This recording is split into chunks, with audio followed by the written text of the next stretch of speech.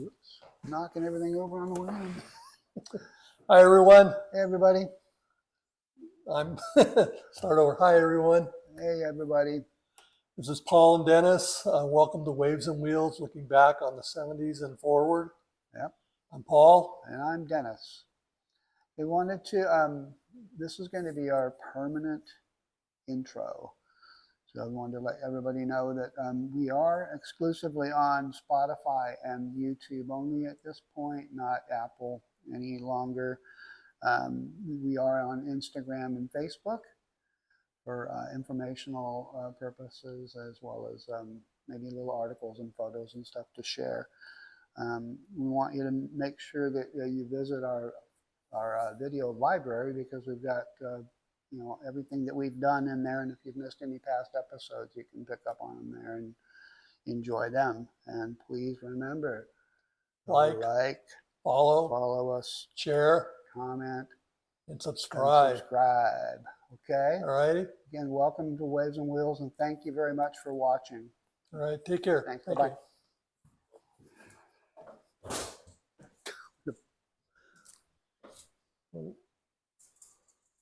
Winging it. God, those things are amazing. Isn't Hi, it? guys. Oh. This is Paul and Dennis.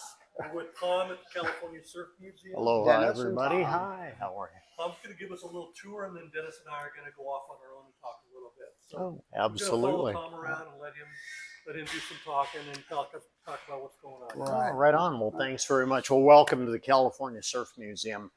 We run our feature exhibits annually or so, and we are so proud to just put the finishing touches on Surf Riding, Hawaiian Royalty's Gift to the World. And this is a look back at the historical period from 1885 to 1915, when surfing expanded around the globe. And it started in 1885, courtesy of Prince Kuhio and his brothers, riding boards like this up in the Santa Cruz River mouth. They were on summer vacation from military school up in San Mateo, decided they wanted to go surfing. And you should have seen us put these on the rack. These each weigh about 250 I can imagine. pounds. How do you get them to the beach? As if we weren't inspired enough by all these pioneers, we get to look at these magnificent watercrafts. It's insane. Bob Pearson, who's the founder of Pearson Aero Surfboards up in Santa Cruz. Bob spent a lot of time working with his colleagues at the Bishop Museum in Honolulu, was able to get all the dimensions and templates he needed off a number of the royal boards, and that's what we're presenting here. If I can ask, Yeah. are these original or are they reissues, remakes? These are all remakes. Bob spent a lot of time getting all the dimensions at the Bishop Museum. The Bishop Museum's collection actually has two of Prince Kuhio and his brothers' boards in their collection. And these are replicas of those two boards. And They're redwood. they are redwood. Bob wanted to honor Prince Kuhio because they would have had to fashion them out of redwood up in Santa Cruz. Yeah. With the exception of this one and this one. Those are both tiger maple, and they're just stunning in that one three-dimensional is quality. That's so beautiful. Yeah. As a guitar player, all I can think of is Les Pauls when I think of that, for sure. You got Absolutely. I do have a question. So Yeah. back in the day, did they put wax on those, or how do they stay on that thing? That's probably slippier than the ice cube once they get it in the water. Oh, for sure. And the traditional boards, the ancient boards at the Bishop Museum, it seems like they covered them with kukui oil from candlewood nuts. And it not only kind of sealed them, it gave them a little bit of tack, it appears. So I'm thinking that may have been one of the first, attempts at traction, perhaps, besides sealing the boards also. Awesome. Awesome. That is so pretty. It's so interesting. Yeah. But just getting them to the beach. They probably left them there. Just leave Absolutely. them. Oh, yeah, I would imagine so. Just the notion that for centuries it didn't seem surfing migrated outside of Polynesia. Yeah. For perhaps hundreds and hundreds of years, and then in a brief 30-year period, culminating with Duke's tour of Australia in 1914, the Princess Kailani perhaps introducing surfing to Europe in her early travels as a student in the 1890s. So, fascinating period of expansion of surfing. Yeah. Cool. A period that still has a lasting impact on today, California. Which way are we going? We'll follow you. Oh, sure. Come on through. Wow. We have some representative boards from Duke Kahanamoku, from I'm the gonna go Princess Kailani herself. Kneeboards. They're big. I can barely get them in the frame. It's amazing. Yeah, the princess, as diminutive as she was, and a very tiny person, as we can see, rode an Olo very similar to this. Wow. I had no In fact, idea we went that far back. Oh, it's Honestly. just Oh, yeah. simply Honestly, amazing. yeah. I mean, And it's so fun to see just the pure plankiness of the boards prior Yeah. to the turn of the century. There's no rocker, there's no fin, there's basically no traction. It's flat board, literally. Literally flat as a board. wow. That is so cool. It's beautiful how Bob was able to incorporate the sapling underneath the bark of a redwood tree. That's that. Think of that piece just right under the bark on a redwood tree. Wow. That's what that stunning laminate is. Amazing. Wow. I think the oldest, crudest one, which I find fascinating, is this one here. And I believe it's a template from a board from a chief named Abner Pocky. And Abner was born in 1808, so this would have been something he might have been surfing in the 1820s, perhaps. Wow. It's there's no crown on it. Yeah, makes you just want to go by and just kind of flatten them out. Yeah. They are so log-like, literally on the rails. Yeah, they're just so Wow. primitive. And Bob says to that effect, they basically want to turn sideways and enter you in a log rolling contest. They just kind of want to go along That's like that. true. Yeah. Yeah, it's just fascinating, which gives us all the more inspiration that these pioneers could surf on these things and give us this gift for sure. I'm assuming they were just going straight on. Very much so. I don't think there was a whole lot of trimming involved. After the turn of the century, boards appear a little bit more surfable, if you will, as opposed to some of the earlier styles. But yeah, this definitely involves, like you see all the old pictures of Waikiki with everybody heading straight Early in. board shorts. The early board shorts. You gotta remember, everybody was very modest in those days. Yeah. Yeah. I have photos of my mom and dad in bathing suits like that. Oh, yeah. Yeah. George Freeth is credited with giving us introducing surfing in 1907 in Southern California. And imagine, if you will, that someone like Henry Huntington had to hire folks like George Freeth to show people how much fun they could have living at the beach because, well, it was a really tough sell trying to sell beachfront real estate. No. You had to convince people that it was safe and healthy to actually live a beach lifestyle, and hence folks like George Freeth. That's cool. I know I love saying that out We didn't loud. have that problem back then. No.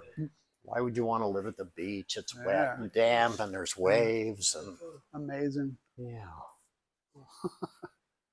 These are the brothers, right? These are the brothers. I read an article in Surfer Magazine about this. Just fascinating.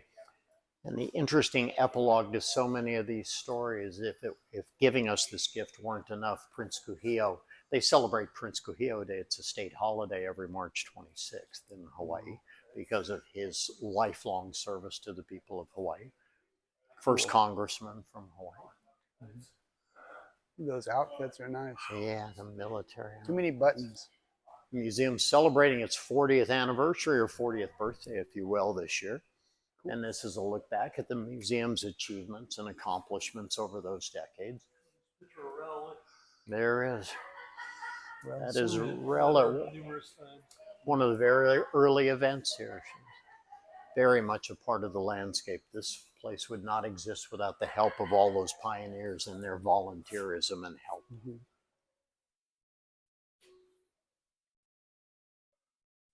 Wow. Pretty awesome. Really is.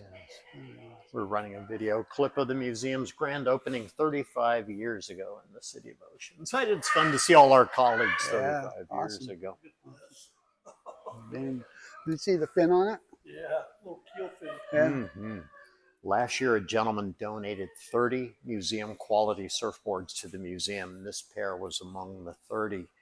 And he collected what he called bookends. So here we have a 65 Bing, kind of hot doggy too. It's not real long. Yeah.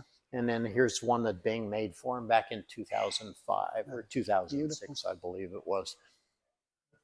They're 65. just stunning. The nose block, the tail block. 65, huh? Yeah. Personally, I love these old halos on the old D fins. It's I follow, I don't know if you do Instagram or anything like that, but Randy Rarick is over in the islands restoring. And he just does some great videos on the restoration. oh, it's so much fun. I like when they take them out too. Wow. Some of the boards is really just This is beautiful. nice. Oh, this was so much fun to be a part of. Literally, I had the privilege of driving down and picking up the 30 boards. Yeah. And it was just so amazing to see them come out.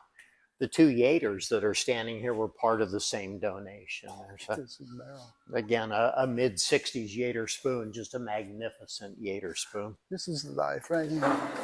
It's beautiful for its simplicity as anything, That's right. along with a Yater from the early 2000s. That's surf. Oceanside in front of us right here?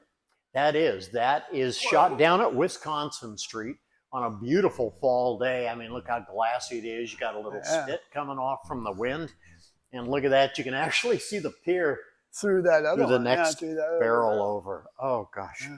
Cool. As good as it Don't get gets. too many days like that. Good as it gets in South Oceanside. There it is.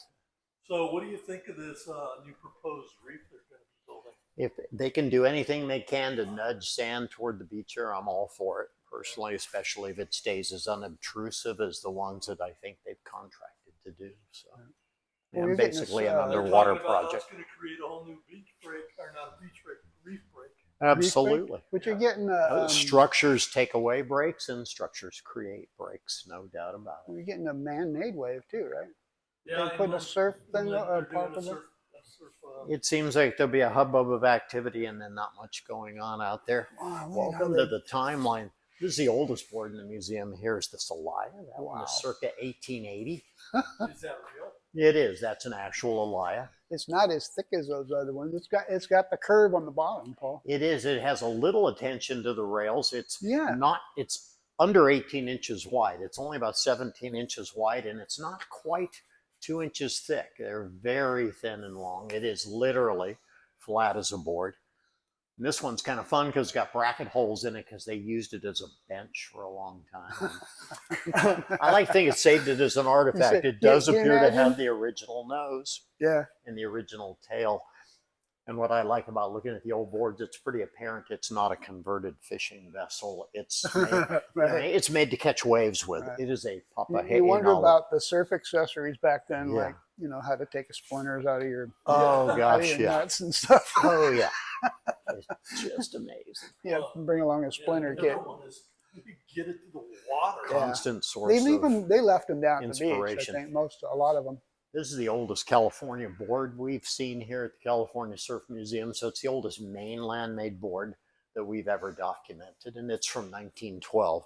So that puts it within 5 years of George Freeth and his introduction of surfing here. Amazing. And the board has that traditional Pipo kind of tombstone-y look like virtually every board you see George Freeth with.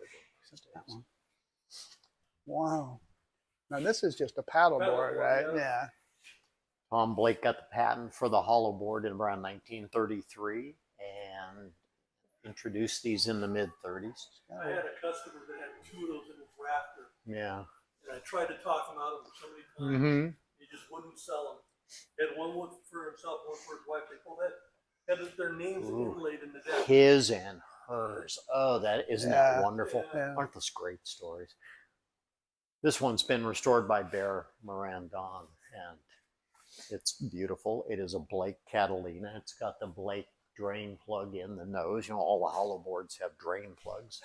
Like they wouldn't be hard enough to ride without taking on water. And it is the oldest, I believe, commercially available boards with a rudimentary fin on them, too. A sandwich board. That is the earliest example of foam and fiberglass in the museum, is this Simmons sandwich. Yeah. Oh yeah. Fiberglass and balsa became unrestricted, non-restricted around 1947. So you start to see them appear in everything from garage doors to surfboards. And That's when everything starts Thing getting would lighter actually- and Yeah, this would actually Absolutely. work. What's so I like the interesting rough about one. the Simmons design, Bob Simmons even referred to these as planing machines in the late 40s. And you'll see why when you look at the bottom, because all of the boards Yeah. prior to this in the timeline, they are displacement hulls. They sit Yeah. in the water. This thing is made to skim on top of the water. Mhm. Bob Simmons went to Caltech as a very young person and studied hydrodynamics, and it's apparent in the Yeah. boards. And that is the bottom of every That's why I other said this modern one looks like surfboard. it's rideable to me. Oh, That- yeah. To me, I would You ride wouldn't that. turn, but it would fly. Yeah, Yeah, he, you're he gonna. understood speed Yeah. and You know, doesn't that look? I mean, it just looks like it would flow the through the water. attention to the rails, But for the the age planing of that thing, surface that's on the bottom. incredible. Very much the technology of the 40s. That's what's so fun, seeing these technological advances through the decades, basically. Velzy. Yeah. Velzy has one of the largest family trees in the family shaping Oh wow, map get a good shot because of of that. Dale's generational influence. See if you can find Rich and the Bruce on here. Pretty easy. Rich is gonna have a long tree, I would think. Mm-hmm. You see him anywhere, guys? No, I'm blind. I don't have my Let's see, glasses. what year? 60s, 50s. 59, right? It's Rich. The shop opened in Yeah, he should 59. be in here somewhere. As soon as I can find. There's Robert August, so Rich is gonna be up in this area somewhere. Mama. There's Rich. Yeah, I was going to say in the Gordy Dwayne. Yeah, Tree. Rich, Mark Martinson, Mm-hmm. August, Thing doesn't look it at all. Bruce should be around here somewhere. Bruce Jones. Bruce is definitely on.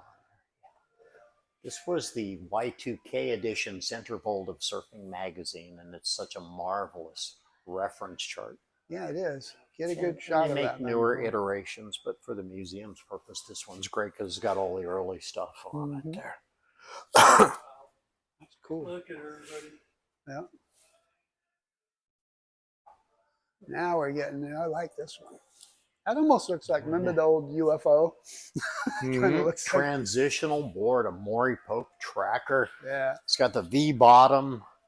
Look at now they're starting to turn, Paul. Yeah. Nat Young Does this talks got one of about that. those big deep V's on it. This is one of those big deep V's. Oh yeah, this is a V bottom transitional board. Do you remember the ones that came out that had the really sick? We just moved a Petrillo over to our offsite Wow. storage that looks about like that. Remember that, Look at the the bottom. Trillo. I haven't heard that. That You is know, a I was going Velo to say that looks replica. different from every one I've ever seen when you see it in person. I think it's interesting when you see the Isn't it? early transition boards. It's got Mhm. all the mass of one of This these. one They seems just- to have more rocker than well, you're looking at them flat in the magazine. Yeah. So you The can't. spoons? Yeah, You know what's the surprising Greeno about them ones. is how big they are. Yeah. Yeah. I thought they were much smaller. Yeah, and it was a pretty big craft. And It's actually more. you see Greeno at the beginning of Endless Summer. In the first 5 minutes, there's Greeno getting barreled. I saw him in sand. Rincon one day on one of these. Yeah, It was yellow. it's amazing. Yeah. I mean, you Is could. that, Shark is that bite. Bethany's board? That is Yeah. not a replica. That is the kind of the Mona Lisa of the exhibits. That's the longest running exhibit here, and that is not a replica. That's Bethany's board. Jesus, look at the size of that bite mark. Yeah. Halloween Day 2003. There's no stress cracks around the edge. There's a pretty short list of animals that can apply that much draw amazing, pressure. yeah. We're talking like Isn't that? hippos and crocodiles can apply more than 3,000 psi. Imagine the guts it took for her to go back in the water after that. And you're a couple of 100 yards offshore at Makua Beach there at Tunnels, and then you're 25 two-lane Hawaiian miles back to Lihue where the airport and the hospital are. Mm. Amazing story. Amazing. Yeah. Amazing. It really is. They were kind enough to loan this. The first exhibit in this building was called Women on Waves, and they wanted Bethany to be a part of the timeline, and they were gracious enough to loan that, and it's been here ever since. Nice. I'm told the swimsuit she was wearing got destroyed, but that is, her mom sent that one. That is the Bethany Hamilton model, Erin Chang swimsuit she had on there. Cool. Cool. Oh, right here. Is that an old water box? That is This is Doc Ball's first water box. Wow. Oh, no. He built that one in 1936 just to try to keep from dropping those Graflex cameras in Palos Verdes Cove. Oh, yeah. Everybody used to surf the cove. Yeah. Same kind of waves as Waikiki, those mushy straight-on waves, and with the equipment of the day. That's why they were at San Onofre and PV Cove and Corona del Mar inside the jetty prior to the mid-30s. Yeah, we surfed there. I surfed there. Yeah. Out at the indicator on the west side. That way, right? Yeah. Cool.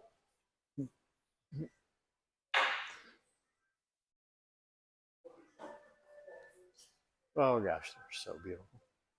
Wow. Look at The that. museum has a couple of these. Those would be hotel Little tourist belly boards boards. from the 30s. And this one has the logo for the Royal Hawaiian Hotel. That's the pink hotel right on the beach in Waikiki. Yeah. I love thinking that there's a time in Waikiki when there was only 2 hotels on the beach. It's deceptively light. It's a veneer over a frame. And these were made by Los Angeles Ladder Company.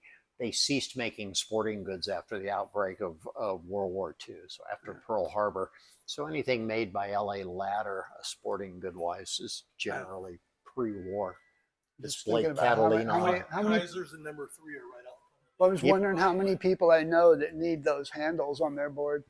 I would love to take that out in the water. Counted a That few. would be high on my list. You know what's interesting? We have a collection of boards from the 1930s. I would say half of them seem to have handles, or at least a handle. Do you remember the guy that used It's a to good surf in idea. the river and Very surf the beach handy. with the handles on his board? The Well, rope he put handles? rope, yeah. Yeah. Yeah. And it just seems so, it Well, seems he so, would- he would duck makes that so much away, sense. Or not duck that, he'd turtle away because it was a longer board. Yeah. He'd just hold on to those handles. Yeah. We always feature young local surfers. This is how Jane Schmaus, our co-founder, started the museum and a restaurant back in 1986, just featuring kids like Rob Machado and their trophies and jerseys. Rob. We're currently We both know featuring. Rob. Oh yeah. We're currently featuring the V-Dubs. This is Jack and Reed Van Wagoner from Carlsbad, who are We part of what we do is involves skateboarding as well. So. absolutely.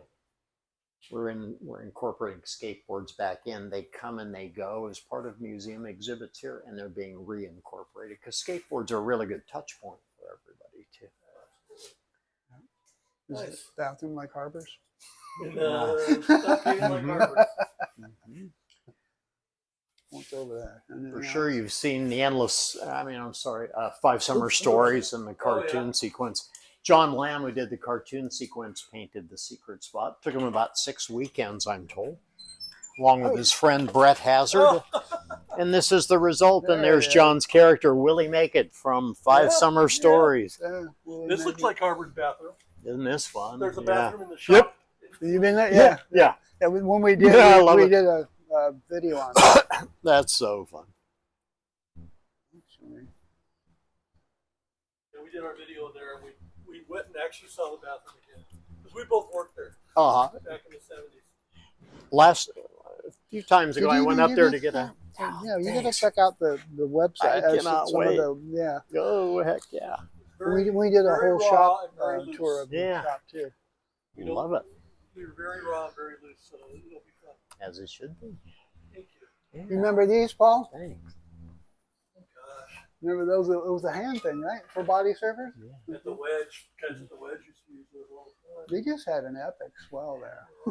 Oceanside hosts the World Body Surfing League's That's annual true. World Championship, They so do. we get a highlight reel of body surfing. Yeah. With all those fins and the little tiny surfboards. Like, sure. The secret spot. Stuart, Mark Cunningham. Oh my gosh! Cunningham is like the guy, man. Yeah. If there were a cross between a fish and a human, it's named Mark Cunningham. You even hear- He's the remember, Slater of body surfing. Remember hearing yeah. Mick Fanning use him in a. He says, "I was Mark." What is he? He was he fell on a wave, and Mhm. I was Mark Cunningham. But he was. He ended up with a body surfer when he was a Mhm. surfer. We have a lot of That them here guy's- because the museum rotates its exhibits all the time, and we owe that to the visitors and the members that have supported us for decades here. And it's a lot of fun. There's a lot of surfing stories to tell. That's for sure. Yeah. I was looking at something yesterday. I don't know why I related it to this, but it was Big Wednesday. Mm-hmm. You don't have? Did you used to have an exhibit here with Big Wednesday? We actually have what we call Big Wednesday events. There probably was a Big Wednesday. Yeah, because anyway, I glassed those boards that were in that movie. For the big wow. That's what I was looking for. Oh, gosh. I would Oh, know wow. it right now. Those two, the two of them we glassed. Now, were you glassing right in house at Harbor Yeah. in those days? Yeah. Yeah. Yeah, I know those days are Oh, yeah. long gone, The but ones are yeah. long gone. But that's Yeah. fun to hear about. Yeah. I mean, it's so much history involved in that Mhm. location and in that room. Right. Oh yeah. Oh yeah. Yeah. You got to watch the video. It's Yeah. changed a lot. Huh? Oh gosh, Remember the can't wait to see the it. back of Harbor. All right, I'm gonna cut it off. Where are we at? Is there more, or are we good? I think we've pretty much taken a lap. That's it. So we're gonna say thank you. Oh, thank you guys. Gosh, that was so you so much fun. much, It's yeah. always a pleasure. It was We're gonna go on good our to see road you. Yeah. trip. Thanks.